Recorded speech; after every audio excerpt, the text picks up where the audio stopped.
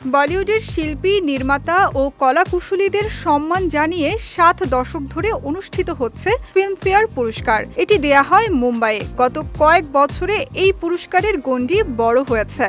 ভারতের অন্যান্য ইন্ডাস্ট্রির জন্য চালু হয়েছে আলাদা আয়োজন। এ বছরের আসরটি অনুষ্ঠিত হবে কলকাতায়। সম্প্রতি প্রকাশিত জয় ফিল্মফেয়ার অ্যাওয়ার্ডস বাংলা ২০২৫-এর মনোনয়ন তালিকায় স্থান পেয়েছেন বাংলাদেশের জয় আহসান, মোশাররফ করিম ও চঞ্চল চৌধুরী। ফিল্মফেয়ারের মঞ্চে জয় আহসানের উপস্থিতি নতুন নয়। ২০২৪ সালেও দশম অবতার সিনেমার জন্য সেরা অভিনেত্রী ও অর্ধাঙ্গিনীর জন্য সেরা পার্শ্ব অভিনেত্রী ক্যাটাগরিতে মনোনয়ন পেয়েছিলেন তিনি।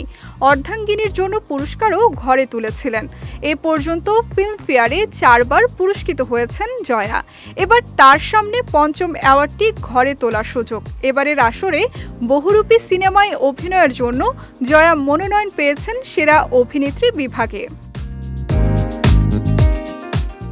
মোশাররফ মনোনয়ন পেয়েছেন হুব্বায় অভিনয় করে। ব্রাত্য বসু পরিচালিত এই সিনেমায় হুব্বা শ্যামল নামের এক গ্যাংস্টারের ভূমিকায় অভিনয় করেছেন মোশাররফ করিম।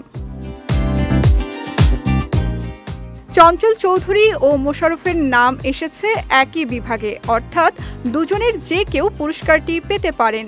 প্রখ্যাত নির্মাতা মৃণাল সেনের বায়োপিক পদাতিক দিয়ে টলিউডে যাত্রা শুরু হয় চঞ্চল চৌধুরীর। সৃজিত মুখার্জি পরিচালিত এই সিনেমায় কেন্দ্রীয় চরিত্রে অভিনয়ের সুবাদে জয় ফিল্মফেয়ার অ্যাওয়ার্ডস বাংলার এবারের আসরের সেরা অভিনেতা হিসেবে মনোনয়ন পেয়েছেন চঞ্চল। তবে মূল বিভাগে জায়গা হয়নি তার, তিনি মনোনয়ন পেয়েছেন সমালোচক বিভাগে।